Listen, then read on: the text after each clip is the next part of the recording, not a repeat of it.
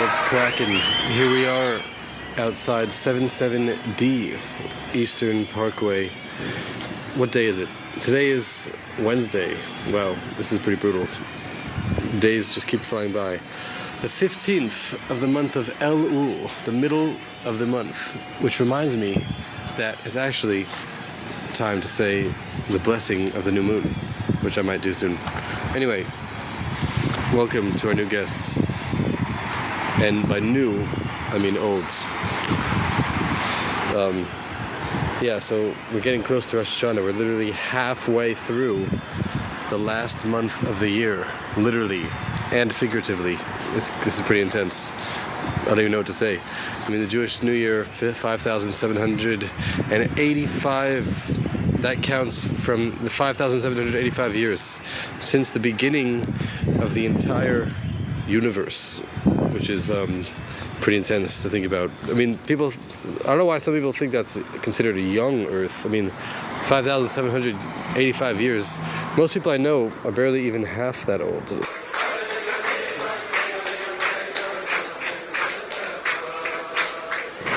In fact, it's very old.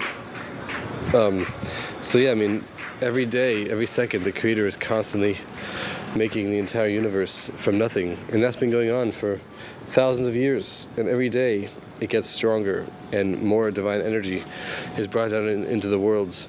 Every second. But specifically, every New Year, on the Jewish New Year, says there's an entirely new energy that's drawn down into this universe and all of the universes that never existed before in history. And that happens every Rosh Hashanah. New intelligence of the Creator, new divine energy of the Creator that has the power to make literally anything happen. It says that even the original creation of the universe that happened 5,000 years ago, that was only temporary. Hi, welcome. Hi, welcome. What? Welcome, brother, welcome. Welcome. Nice to meet you. How are you? And how are you? I am fine. Cool. Do I know you? Or not yet? How'd you find me? Just for fun, match? What is it? Gotta get the most likes. What is it? What is UKLA, welcome ho gaya tera UKLA. What language are you speaking? Are you Arab? What is this? Welcome, UKLA, welcome, Patisa, welcome. What do you want to talk about? That's a real question. Khalas khali bali tu dafo. UKLA, welcome. What's the subject that you want to talk about, if anything? Huh? We were talking about how we're approaching the Jewish New Year. Right now we're on the 15th day of the last month of the Jewish year. And 15 more days to the Jewish New Year, which is 5,185 years since the beginning of the creation of the entire universe. And every new year, an entirely new energy of the Creator is drawn down into the universe that never existed before and it never will exist after. Every year is an even greater energy that was never there before. So basically, even though we had like prophets and all kinds of stuff in the past, but this year, 5,785, is greater than all previous years because the Creator is continuously creating it with greater energy all the time. And it says that the original year of creation, even the original year where the universe was created for the first time, says that the divine energy that was invested in that creation only lasted 1 year at a time. And the next year after that, on the next Rosh Hashanah, on the next Jewish New Year, after the first year the universe was created,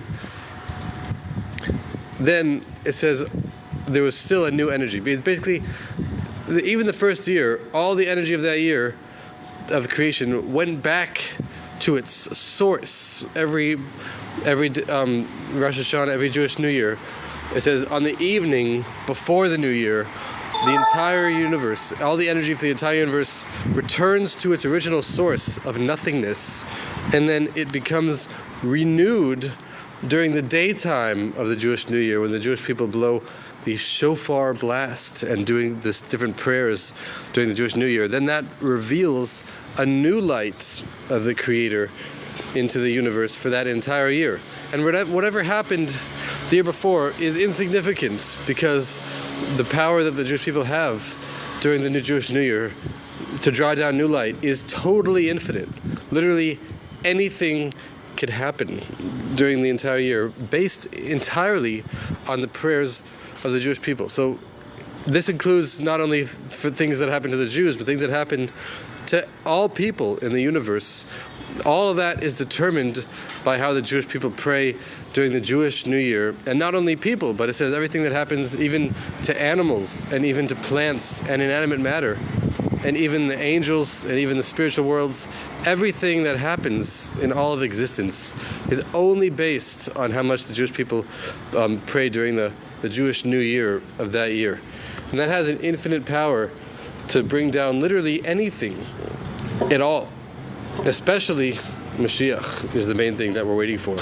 In the time of Mashiach, it says, the Jewish Messiah says, there will be an era of completely infinite prosperity and total abundance in literally everything that exists. No problems will remain at all in any way. There will be no more war, no more jealousy, no more strife, and there will be goodness and everything, no more hunger, etc.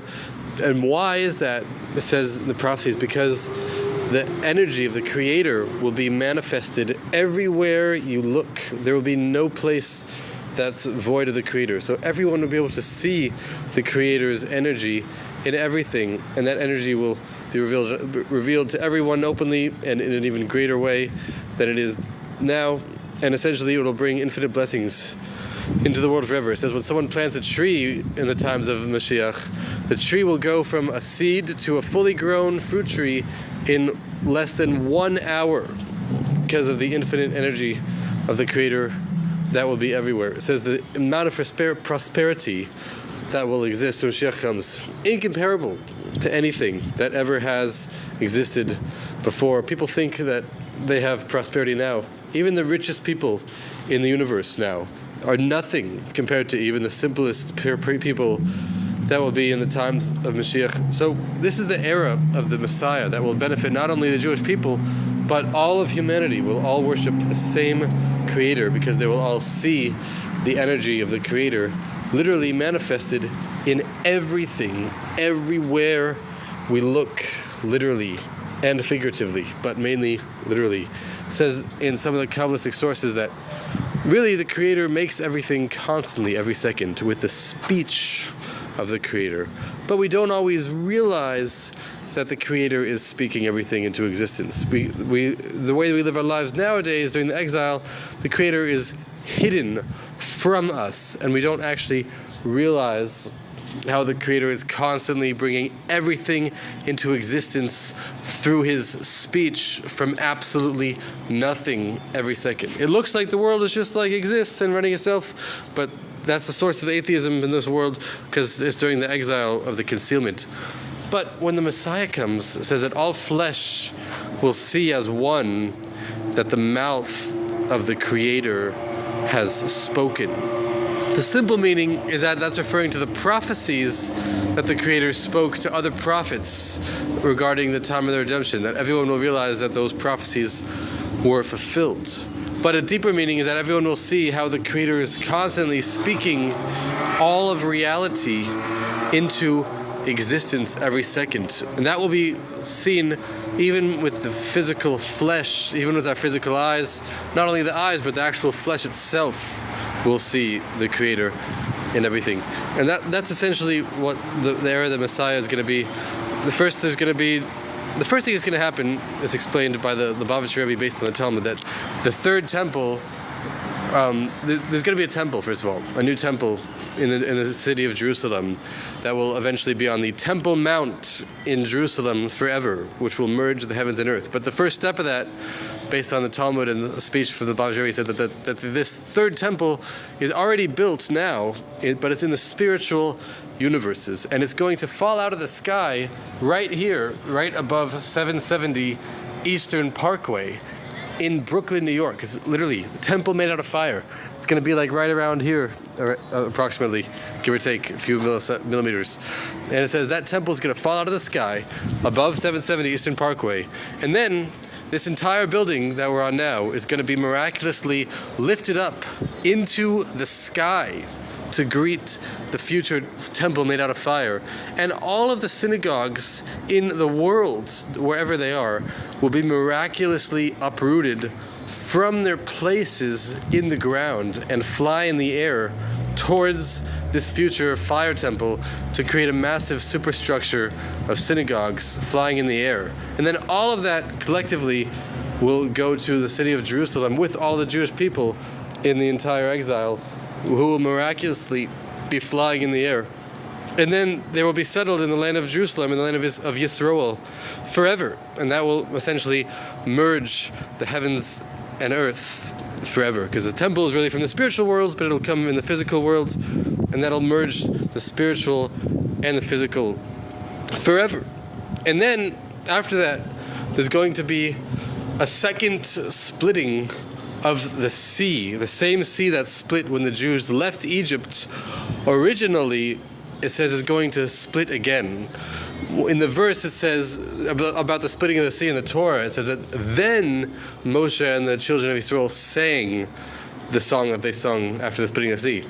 But the Hebrew word then could mean in the past and then in the future. And not only that, but the Hebrew word they sang could also mean they will sing. The same grammatics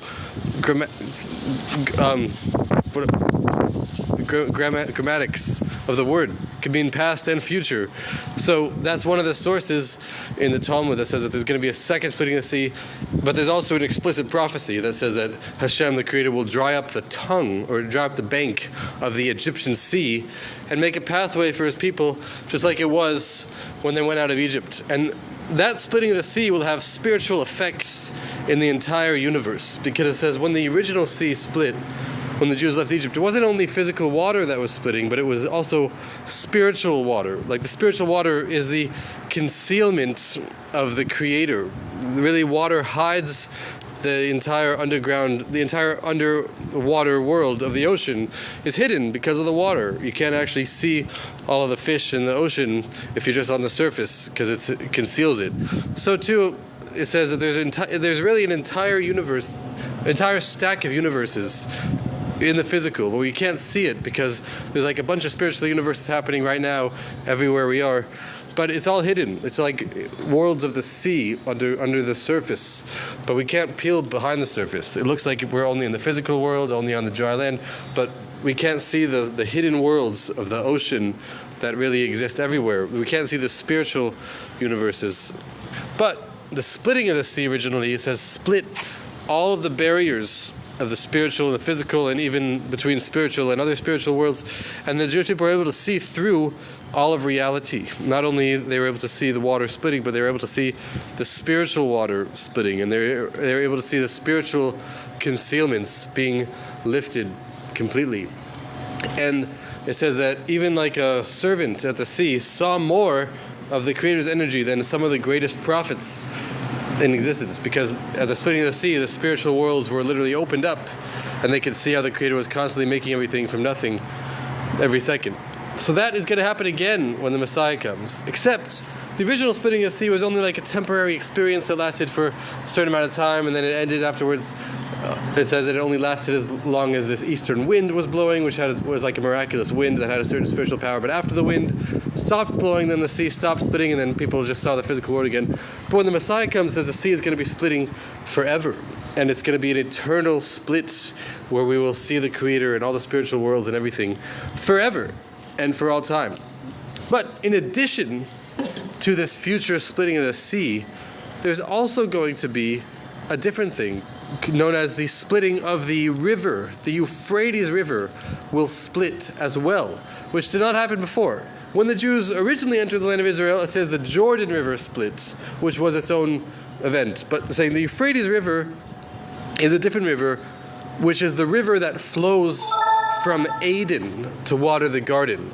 And that will have an even greater effect than the splitting of the sea. It says a river flows from Eden to water the garden in the beginning of the Torah, referring to the Garden of Eden, meaning there's two things. There's the place of Eden, and then there's the Garden of Eden, which is a different location than Eden itself. And that Garden of Eden gets its nutrients from the river which comes from Eden. So, in a spiritual sense, Eden means delight, and that refers to the essential delight of the Awtsmoos, of the Creator, the essence of the Creator, the delight that the Creator has in Himself and in the essential core of the Creator, which is the source of all delight, which is mainly revealed through the commandments that we do, etc. But the point is that it's this very high spiritual energy, even beyond spiritual, that's essentially beyond anything we could imagine. The essence of the Creator called Eden, the delight.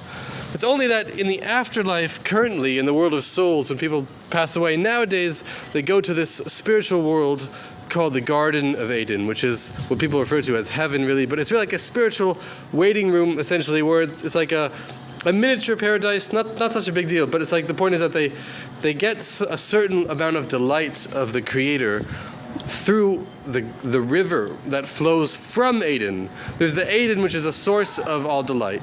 But then there's like a spiritual river which takes like a diluted version of that delight and trickles it down to another spiritual location called the Garden of Eden. And that's where the souls hang out nowadays after they pass away. And then there's like they get a certain level of delight of the Creator through the river, which is essentially the secrets of the Torah, because the Torah has 53 sections, and the Hebrew number 53 is Gan, which spells out the word Gan, which means garden. So the Garden of Eden is a spiritual world where people learn about the secrets of the Torah, and through those secrets of the Torah they have a certain amount of delight, which is channeled to them through this spiritual river, as it's explained in a lot of Kabbalah books. But in the future time, when the Euphrates River will split, which is the river that flows from Eden, then that will also split also these spiritual rivers, the spiritual river that comes to the spiritual Garden of Eden, and it will reveal an even deeper level of spirituality that never even was revealed before. When the sea split, then they saw how the physical universe was constantly created from the spiritual, and they also saw certain other levels of spiritual, even beyond spiritual as well. But it wasn't the ultimate revelation. There was still more behind the surface. Even after the splitting of the sea, there was still more that was hidden. But they saw a lot of things, they just didn't see everything. But in the splitting of the river in the future time, that will split all concealments, and it will reveal the hidden essence of the Creator, the Awtsmoos, which is the level of Eden, the delight of the Creator in everything. So there's going to be a splitting of the sea and a splitting of the Euphrates River, the river that flows from Eden, which will last forever. And those two things are what causes the fact that we will see the energy of the Creator in everything. And that is the reason why there will be no more problems, no more war, no more struggles in the world, no more strife, no more hunger, because everyone will openly see all this spiritual energy everywhere, and that spiritual energy will have real effects in the world, causing infinite abundance of like infinite food everywhere, fruit trees growing within the hour. It says new babies will be able to be born within an hour, etc. It's like there'll be so much prosperity and abundance that there will be absolutely no more issues forever. And that is accomplished by what we do nowadays, through every good deed that we do, just one more action, etc. That can tip the scales. It says that the Maimonides says that one should always look at oneself as if oneself is totally balanced between good and bad. And it says even one good deed could tip the scale within oneself to the good. And on top of that, it says one should always look at the entire world as if it's perfectly balanced on a scale of good and bad, exactly balanced. And even one little good deed could tip oneself, which tips the scale for the world, which brings complete redemption for everything, and that could bring the Messiah. It says when we just like spread this message, go viral, get together, that will create like a collective energy, and then the Creator will basically be forced to bring the Messiah once people just get together and want it. So that's basically what we should do. Another way that we could do it is when the Jewish people know about the right that they have to the land of Yisrael, the strength of the claim that they have to the land. Sometimes the Jewish people are like, is this really our land? Is it not our land? But no, they need to know that the land of Yisrael, in addition to being acquired through every possible legal method of acquisition that exists, every possible way anyone else acquires land, the Jewish people also acquired the land recently, but it's like they need to know that the actual primary reason for why the land of Israel belongs to them forever is because the Creator of the universe gave it to the original Jew, Abraham, and specifically to his son Yitzchak, Isaac, and specifically to his son Yaakov, Jacob. He gave it to Abraham, Isaac, and Jacob, Avraham, Yitzchak, and Yaakov as an eternal inheritance for all time. This is explicitly mentioned in the Torah, which people really, all the major religions accept this part of the Torah. And even other people who don't really know about the Torah, if they knew about the evidence, the extreme amounts of evidence that supports the Torah, then they would also accept it. But the reason why maybe some people think they don't accept it is just because they have no idea what the Torah actually is. But once people actually know the evidence of the Torah, they will also accept it.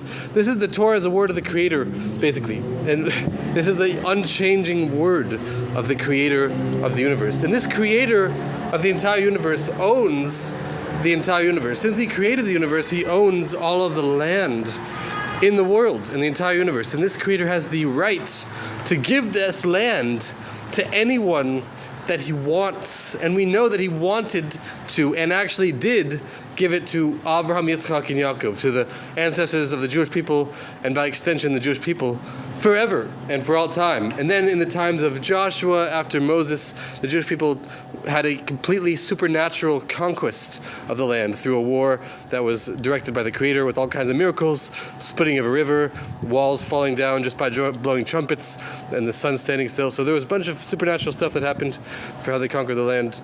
And then essentially, even in the modern era, it says the Jewish people conquered the land of Israel just based on the Creator's miracles. During the 6-day war, there was total open miracles for how the Creator helped the Jewish people win. And all these natural events for how the Jewish people own the land legally are all extensions of the essential reason for why the Jewish people own the land, which is because the Creator gave it to the Jewish people forever. And that's a constant gift. That since it's given by the Creator eternally, it will always be the land of Israel, no matter what happens. Even though the Jewish people were kicked out by the Romans 1960 years ago approximately, it still remains their land forever because the Creator gave it to them. It can never be taken away by anyone, no matter what. And through those things, through doing kindness and through knowing that, the Jewish people have the eternal land of Israel as eternal right for them forever. Those are some things that can bring the redemption. When Mashiach comes, the borders of Israel will expand to the entire world. It says there'll be one king for the entire world. There'll be only holiness everywhere, only goodness and kindness. And one should also spread the message of something called the 7 Noahide laws, the 7 laws of Noah. Very briefly, relatively speaking, it says that in the beginning of creation, when the Creator made Adam, the first man, it says that he gave Adam 6 commandments. Even though in the verse it just says he told him not to eat from the fruit, and that's only one commandment. But really the Talmud tells us that in that verse that the Creator told him not to eat from the fruit, every word of the verse hints to a different one of the commandments that the Creator gave Adam. And through tradition, we know that the Creator commanded Adam 6 different commandments, which was not to worship idols, to not blasphemize the name of God, to not steal, not murder, not commit adultery, and to establish courts of justice to enforce the other laws. This is what Adam, the first man, before Judaism was around, before we had the actual Torah, but Adam himself already had 6 commandments. But they couldn't eat meat yet. Meat was not something they ate originally. But after the flood of Noah, then the Creator added a different commandment to Noah, which was that he first of all allowed them to eat meat. So meat is totally fine, as long as someone does not eat a limb that's taken from a living animal, because people used to take limbs from animals while they're still alive. So the Creator told them, okay, you can eat meat, just don't take the limbs from the animal while they're still alive.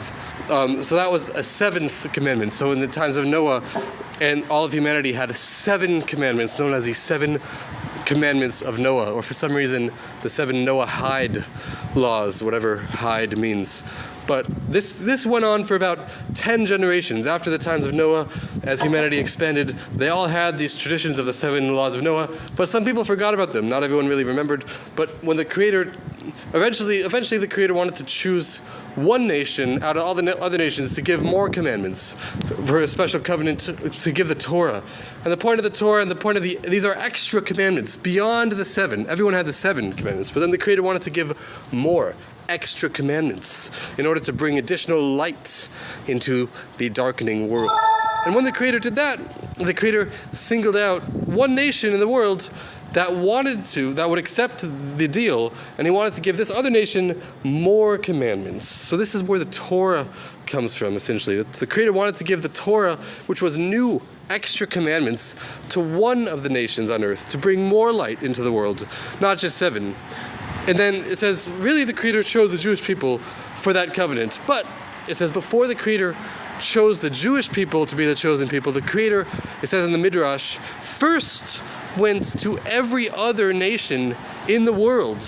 And the Creator himself directly asked everyone else, hey, do you guys want this Torah? I know you already have 7 commandments that you're fine with, but do you want huge amounts of extra additional responsibilities that you wouldn't have had to do otherwise? And the Creator pretty much went to every other nation in the world, and everyone else said, nah, we're good.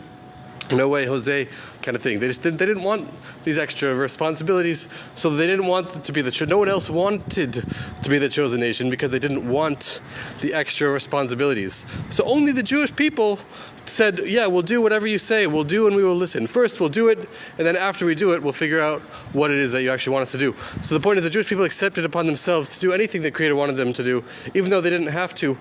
And this is where the Torah comes from. This is when the Creator gave the Jewish people the Torah, the 613 commandments. Everyone else still had the 7 from the times of Noah, but the Creator gave the Torah to the Jewish people to do 613 commandments, which are in order to bring new light into the darkening world, etc.